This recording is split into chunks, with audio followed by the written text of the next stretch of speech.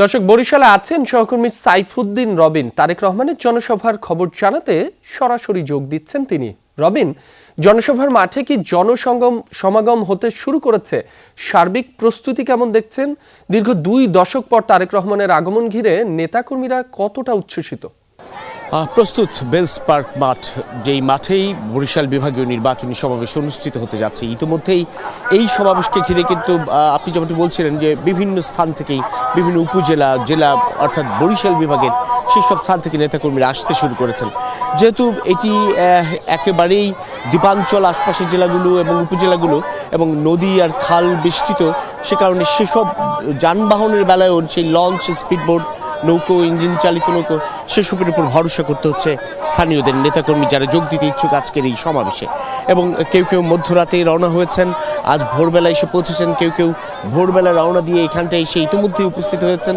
এই যে Barishal bells park মাঠ, ঐতিহাসিক এই মাঠে ইতিমধ্যেই জড়ো হয়েছেন অনেকেই। আশপাশের বিভিন্ন স্থানে ছড়িয়ে ছিটিয়ে বিক্ষিপ্তভাবে অবস্থান করে আছেন। তাদের উপলক্ষ একটি, সেটি হচ্ছে তারেক রহমানের সমাবেশ বা বিএনপির বিভাগীয় এই নির্বাচনী সমাবেশ।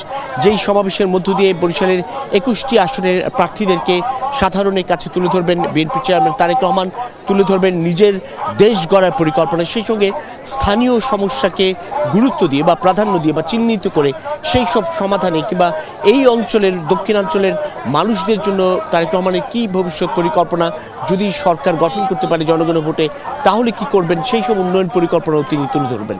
এবং দীর্ঘ 2 দশকেরও বেশি সময় পর, অর্থাৎ প্রায় 2005-এ সর্বশেষে এসেছিলেন বিএনপি চেয়ারম্যান তারেক রহমান এই বরিশালে।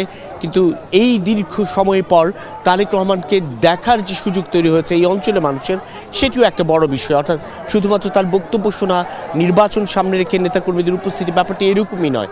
এর বাইরে যেই নেতার ডাকে বা যে নেতার নেতৃত্বে দীর্ঘদিন আন্দোলন সংগ্রামে সক্রিয়ভাবে অংশ নিয়েছিল বিএনপির তৃণমূল, সেই নেতাকে সামনে পেয়ে বা কাছে পেয়ে তাকে এক নজর দেখা বা মুখোমুখি দাঁড়িয়ে তার বক্তব্য শোনা, সেটাও একটা বড় উপলক্ষ হয়ে দাঁড়িয়েছে।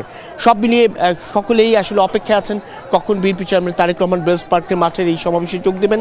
কিন্তু তার আগেই নেতাকর্মীদের উপস্থিতি এবং বক্তব্যের পর্ব সেটি শুরু হয়ে যাবে এবং তারেক রহমানের বক্তব্য শেষে তিনি এখান থেকে রওনা হবেন ফরিদপুর রাজেন্দ্র কলেজ মাঠের বিভাগীয় নির্বাচনী সমাবেশে যোগ দিতে। রবিন, আপনাকে ধন্যবাদ।